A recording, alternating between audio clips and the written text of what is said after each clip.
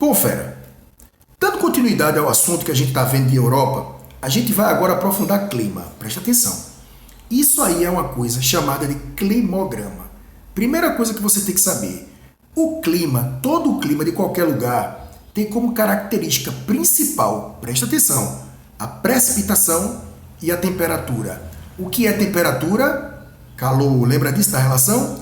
E o que é precipitação? Chuva. Precipitação, chuva, é a mesma coisa de pluviosidade, de pluviométrico, que eu já tinha dito anteriormente, beleza?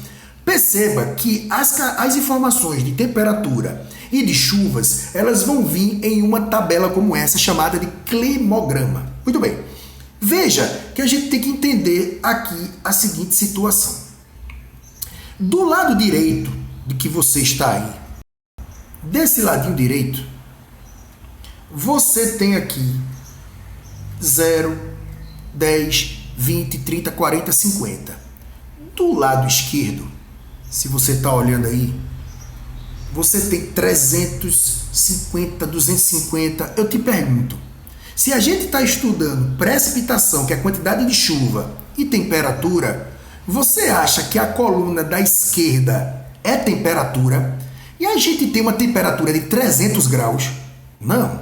Então a gente vai olhar para o lado direito. Então essa do lado direito, 0, 10, 20, 30, é a coluna da temperatura. Então como é que a gente estuda? Aqui embaixo você vê que tem os meses do ano, tá vendo?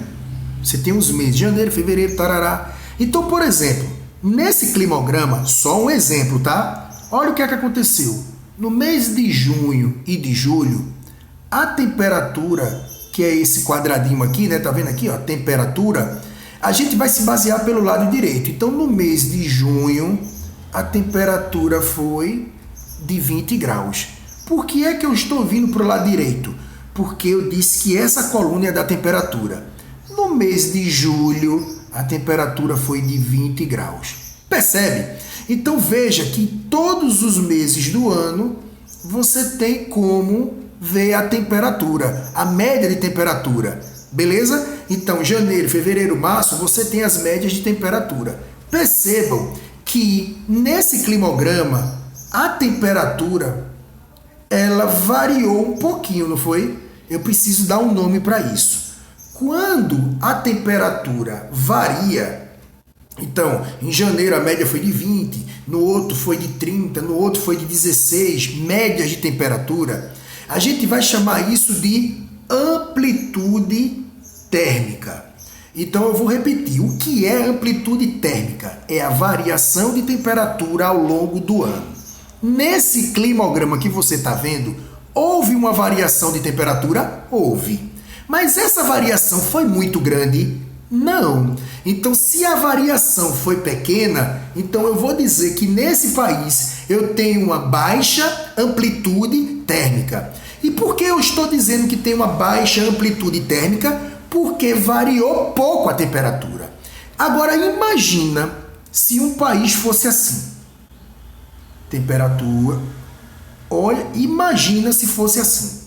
Então, se eu tivesse um climograma que essa linha da temperatura fosse desse jeito, então eu diria que esse país tem o quê? Uma grande amplitude térmica, porque houve uma grande variação de temperatura ao longo do ano. Você pega a temperatura máxima, subtrai da temperatura mínima e você vê que ao longo do ano teve uma grande variação de temperatura. Então, essa linha é a linha da temperatura. Eu vou me basear pelo lado direito, porque é a coluna da temperatura. Então, veja que ao longo do ano, a temperatura girou ali entre 20 e 25 graus. Isso é uma característica de um clima quente. 25, 30 graus é um clima quente, ok? Agora, vamos analisar agora as chuvas, que é essa coluna aí. Agora a gente vai se basear pelo lado esquerdo. Como eu vou me basear pelo lado esquerdo, então no mês de janeiro, olha a quantidade de chuva, 250. No mês de fevereiro, a quantidade de chuva deve ter sido ali por volta de 170. Olha no mês de junho, olha o mês de junho, menos de 50. Então qual é a conclusão que chego? Que as chuvas, elas não foram distribuídas de maneira igual. Então você tem época que chove mais tem época que chove menos. Então, o que foi que aconteceu? Houve uma concentração de chuva em uma determinada época. Então, por exemplo, se você já deve ter aprendido isso, quando é o período de inverno aqui no Brasil? É no meio do ano. Então, imagina que isso aqui é um país, uma cidade brasileira. Então, o inverno está aqui, ó. Esse é o período de inverno, tá bom? Então, se uma cidade tem esse climograma, eu estou vendo que no inverno chove pouco. Então, eu posso dizer que essa cidade tem um inverno seco. Quando é que começa o verão? Final de ano, dezembro, e vai até março. Então, esse período aqui é o período de verão. Aqui é o inverno e aqui é o verão, beleza? Então, quando eu olho para isso, eu chego a uma conclusão, que esse país, essa cidade, é quente o ano inteiro, as chuvas se concentram no verão, beleza? Então, eu tenho verão chuvoso e inverno seco. Tá dando para perceber? Por que o inverno é seco? Porque como o inverno é no meio do ano, eu tenho pouco azulzinho, ou seja, choveu pouco. E por que o verão é chuvoso? Porque eu sei que o verão é de dezembro a março. Então, no final do ano, dezembro até março, que é o comecinho do ano, veja que a coluna azul é bem alta. Significa dizer que choveu bastante. Então, é verão úmido e inverno seco. Então, as chuvas são chuvas de verão. Percebe como é que a gente estuda? É desse jeito, viu, papai? É assim que faz. Então, o climograma é uma forma de você entender. Vamos analisar agora o seguinte.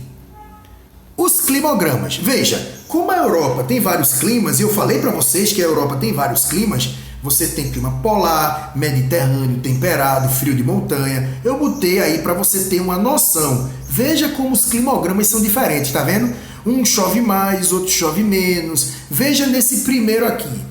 Olha a variação de temperatura. Alta amplitude térmica, alta amplitude térmica, alta amplitude térmica, alta amplitude térmica, média amplitude térmica, baixa amplitude térmica. Veja que dependendo do país da Europa, você vai ter ao longo do ano variações de temperaturas diferentes. Percebe? Veja as chuvas agora. Olha as chuvas, que é o que está aparecendo de azul. Nesse primeiro lá em cima na esquerda, olha a quantidade de chuva. Olha a quantidade de chuva no que está logo aqui embaixo. Então aqui, ó, eu tenho um clima que chove bastante. Chove mais no começo e no final do ano. Chuvas de verão. Olha esse aqui embaixo. Cadê o negocinho azul? Não tem. Provavelmente é uma região seca. Perceba, minha gente, que as características de chuva e de temperatura, elas podem mudar dependendo do clima. Tá bom assim? Muito legal isso, hein? Vamos seguir. Vegetação. Lembrando que vegetação, na verdade, são os vegetais, beleza? São as plantas. E você precisa saber que uma planta é ser vivo. E todo ser vivo tem uma relação direta com o clima. Então, por exemplo, preste atenção comigo. Se o clima é chuvoso, tem água para a planta, não tem? Tem água para a planta. Se tem água para a planta, ela vai se desenvolver, não vai? Claro que vai. Então, provavelmente, a gente vai ter uma floresta. Imagina a floresta amazônica. Tá vendo aquela quantidade de árvore todinha da floresta amazônica que você conhece? Isso só existe por vários fatores. E um deles é porque chove. Porque se não tiver água, a planta morre. Agora, se você vai para o sertão, a vegetação do sertão é a caatinga.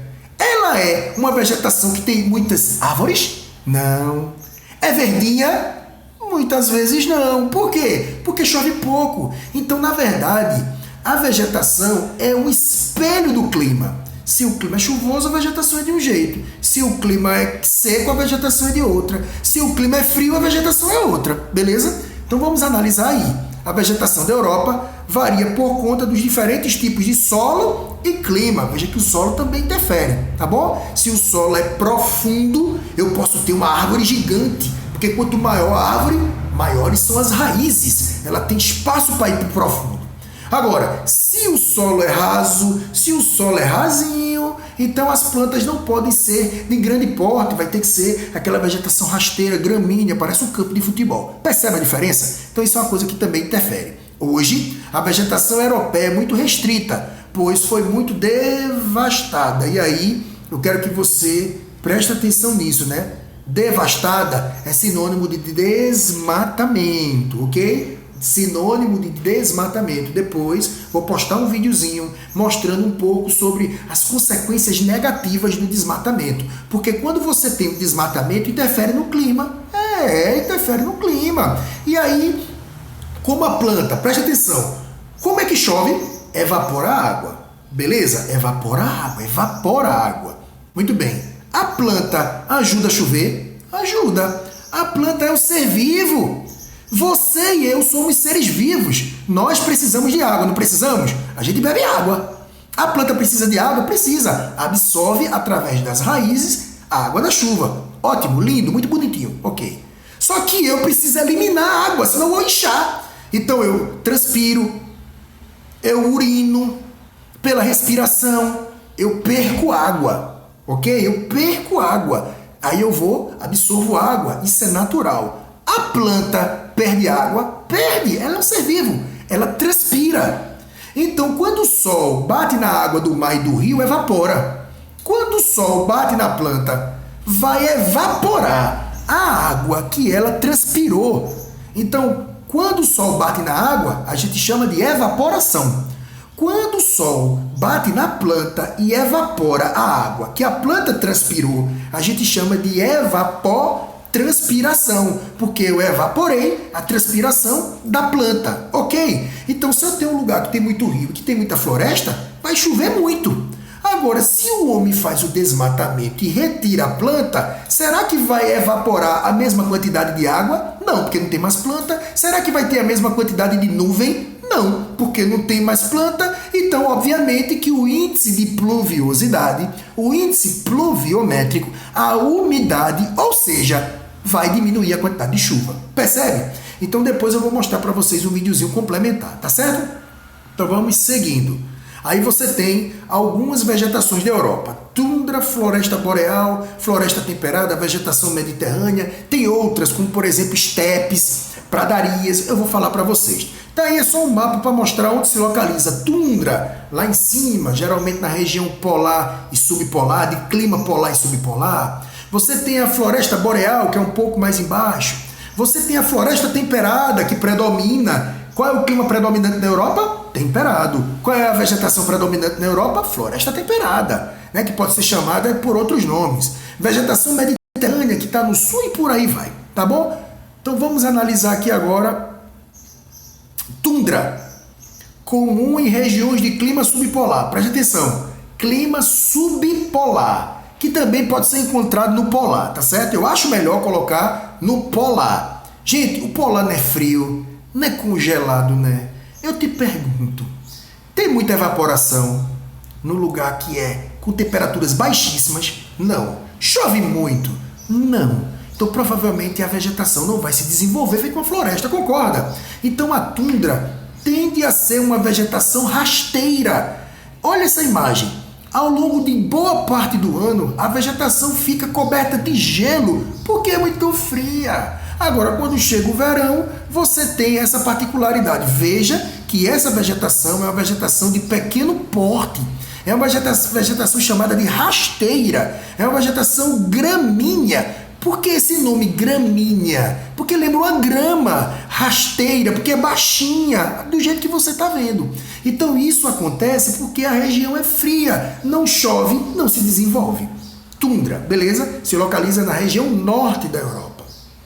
Conífera, que pode ser chamada por outros nomes. Floresta conífera pode ser chamado, vamos colocar aqui, boreal, floresta boreal, ou pode ser chamado de taiga. É tudo a mesma coisa. Se aparecer em uma prova a floresta boreal da Europa, ou taiga, ou floresta conífera, é a mesma coisa. É uma vegetação um pouco diferente. Ela tem como grande característica para você lembrar os pinheiros. Como assim pinheiros? A árvore de Natal!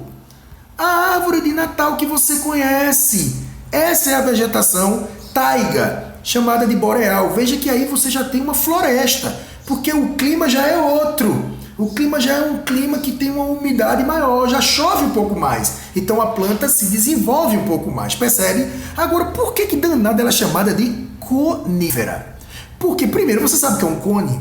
É aquilo que o povo bota no chão para poder separar áreas. Se você pegar uma árvore de Natal, veja que ela tem um formato de cone.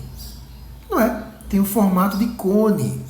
Se ela tem um formato de cone, as pessoas chamam essa vegetação de conífera. Percebeu, bizu? Porque ela lembra um cone. Tranquilo? Então ela está também na parte norte da Europa, tá certo? Mas ela está um pouco mais abaixo da tundra. Então vem de cima para baixo. Tundra, muito frio, coberto de gelo, rasteira. Taiga ou conífera, que é essa daí. Já é uma vegetação que tem um porte maior. É uma vegetação que a gente chama de médio porte, beleza? Ela tem arbustos, isso é legal. Tá bom? Ela serve muito, por exemplo, a galera tira parte dessa vegetação para fazer lenha, para poder gerar calor, tá bom?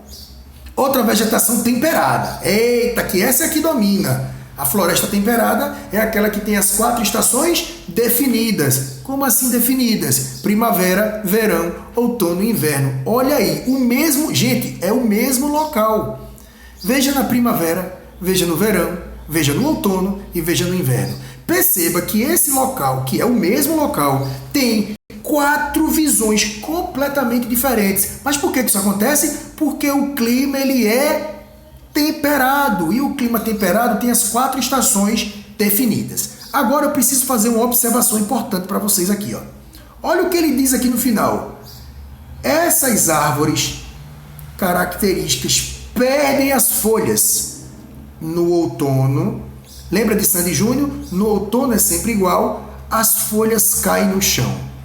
Essas folhas que caíram para o chão, elas são chamadas de caducifolha. Meu Deus, caducifolha. Como é que eu memorizo um negócio desse? Caducifolha. Caducifolha vem de caduca. O que é caduca? Coisa velha, coisa antiga. Sabe quando a avó da gente, que é uma pessoa de idade, ela começa a, muitas vezes, cair por besteira, qualquer coisa leva uma queda, ela está caducando, porque ela está perdendo nutrientes, principalmente cálcio, os nutrientes ósseos. Então, a tendência é que ela caia. Então, a planta no outono perdeu nutrientes, ela ficou antiga, ela se ficou velha, ela ficou caduca. E o que é que acontece? Ela vai cair do pé. Então, ela é uma folha caducifolha. Me perdoe minha avó, tá? Mas é assim que eu ensino para o aluno a te entender. Tá certo? Estepes. Olha o que é que ele diz nas estepes: vegetação composta por herbáceas ou gramíneas. Gramínea lembra o quê? Grama. Vegetação rasteira, tá certo? No mundo inteiro tem essa vegetação. Na Europa, ela chama de estepes. Na África, chamada de savanas africanas. Né? Nos Estados Unidos, pradarias. E no Brasil, é chamado de pampa. Isso você encontra na região sul do Brasil, né? Veja que é um relevo plano, vegetaçãozinha rasteira. É bom para criar animal, é bom para pecuária uma região como essa. Lá na Europa, você tem essa vegetação, tá bom? Vegetação mediterrânea, vegetação mediterrânea, compostas por vegetação xerófita, plantas típicas de regiões secas, tais como maquis e garri. E aí eu preciso fazer uma correção. Veja, eu vejo muito livro dizer isso. Veja, preste atenção. Vegetação xerófita, esse xero, é uma característica de uma vegetação que se adapta a uma região seca. Beleza? Então, por exemplo, em Pernambuco tem a caatinga. A caatinga não é seca? É uma vegetação xerófita, porque vai se adaptar à seca. Como é que alguns livros trazem essa informação dizendo que uma vegetação como... Você acha que uma vegetação como essa está sofrendo com a seca? Claro que não. Olha a quantidade de árvore. Veja que as árvores não são rasteiras, são árvores. Isso aí é uma pequena floresta. Tem livro que chama Floresta Mediterrânea. Então aí tem muita evaporação, tem muita chuva. Então a informação de que a vegetação mediterrânea ela é xerófita está equivocada, que na verdade não é para ser xerófita, porque xerófita é uma adaptação seca, e aí não é seco, beleza? Na verdade o nome é outro, na verdade ela é higrófila, beleza? É a adaptação a muita chuva, essa região chove. Porque, veja, a vegetação mediterrânea tem um clima mediterrâneo. E o clima mediterrâneo atua onde? Próximo ao mar Mediterrâneo. Então, meu gente, tem mar Mediterrâneo para evaporar. Tem esse tipo de vegetação para evaporar a água da planta. Como é que é seco? Não pode. Então, é um cuidado que você tem que ter. Por isso que é importante você ter o seu professor para tirar dúvida, porque às vezes você lê um negócio no livro e não entende. Às vezes um autor diz uma coisa, o outro diz outra, e o professor está aqui para esclarecer. Eu coloquei de propósito para poder chamar a atenção. Eu poderia não ter colocado nada disso, dizer que era higrófila e seguir. Mas aí quando você estivesse estudando por o seu livro ou por algum outro lugar, poderia encontrar essa informação e não saber o que era. Eu estou te explicando. Xerófita é de ambiente seco, ok? Aqui não é seco, então não pode ser xerófita. A hidrografia, para a gente terminar, deixa eu ver quanto tempo tá, 20, já é tempo suficiente. A hidrografia tem a ver com a parte líquida. E a Europa é um país recortado por vários rios, beleza? Então a grande característica é que é um continente que possui vários rios. E ele diz aqui, ó, 90% dos rios são navegáveis. O que é que significa dizer isso? É bom para navegação. São rios de planície. São rios que são bons para navegar. O problema, sabe qual é? Aí tem alguns rios aqui principais, o Volga, Reno, Sena, Tamisa, Pó, Tejo, que existem pelos países da Europa. O problema é que muitos rios da Europa, eles passam por dentro do território, né? Qual é o ponto bom do rio? Navegação, transporte de mercadoria, né? Você tem essas características, mas olha o que ele diz. Um dos grandes problemas dos rios europeus é o seu curso passar no meio das grandes cidades. Isso pode acabar atrapalhando, né? Porque você tem necessidade de água para plantação. E geralmente as grandes cidades são regiões urbanas. E a água precisa passar pela área rural. Então essa é a dificuldade, né? E a maioria dos rios são de planícies, ou seja, bom para navegação. E o potencial hidrelétrico é muito pequeno. O que é que eu quero dizer com isso? Que um rio, para gerar energia, precisa de uma hidrelétrica. E a hidrelétrica é colocada em um rio de planalto. O que é um rio de planalto? É um rio que tem queda d'água. Beleza? Então, como tem uma queda d'água, você constrói uma represa facilmente e gera energia. Lá na Europa, a gente viu que os rios são de planície, é bom para navegar, então eles sofrem com energia, tá bom? E aqui nós temos, ó, o rio Reno, o principal da Europa, que passa pela Alemanha, veja aí, ó, navegável. Você tem o rio Sena, que passa na França, olha aí, ó, navegável. Você tem o rio Danúbio, que passa na Hungria e que passa por outros países também, navegável. E esse aqui é o rio Tamisa, que passa na Inglaterra. Esse rio é muito famoso, tá? Ele é um rio que era impraticável, muito poluído, fedia muito, tinha muito esgoto na época da Revolução Industrial. E aí depois o governo, a rainha Elizabeth, junto com a coroa inglesa, junto com o primeiro-ministro, resolveram despoluir o rio. Hoje o rio tem peixe, é uma atividade turística, serve para navegação, o rio Tamisa, tá bom? Então os rios, eles têm importâncias diferentes. Beleza? Então essas são as informações dos aspectos físicos do continente europeu.